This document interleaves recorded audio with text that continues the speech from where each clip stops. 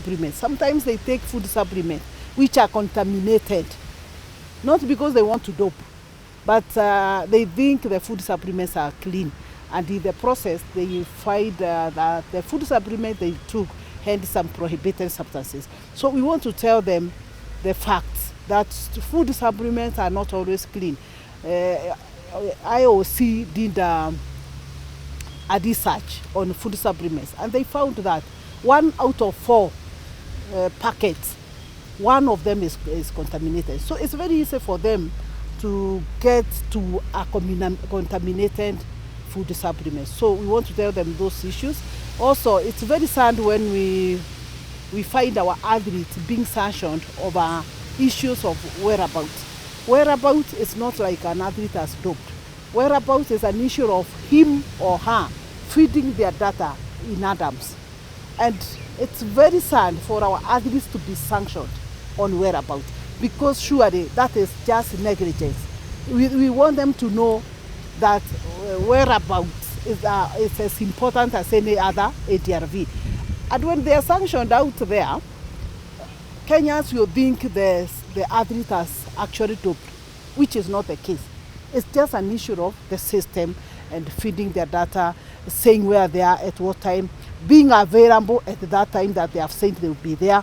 And if they miss 3 times, then they get a sanction. So we want to impress on them that it's important to avoid sanctions of that kind of whereabouts.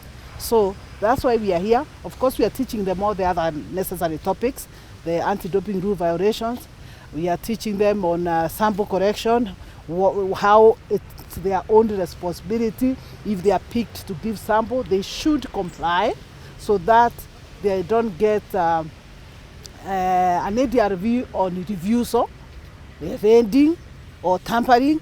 You know that can follow many other ADRVs. So if they are picked for sample correction, it's always good for them to comply.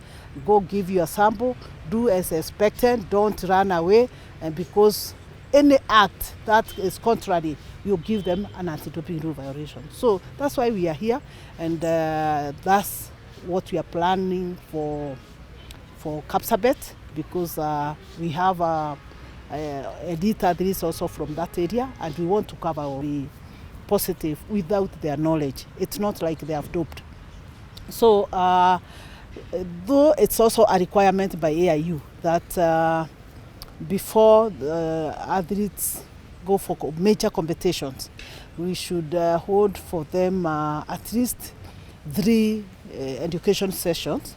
Apart from testing, they will be tested of course, but education is also mandatory. And again, the code, the international standards requires that before an athlete is tested, they must be educated. So that when an athlete tests positive, the first question they are asked during the prosecution of the anti-doping rule violation will be whether they were aware of their requirement. If they say they have never been educated, then that weakens the case for the agency.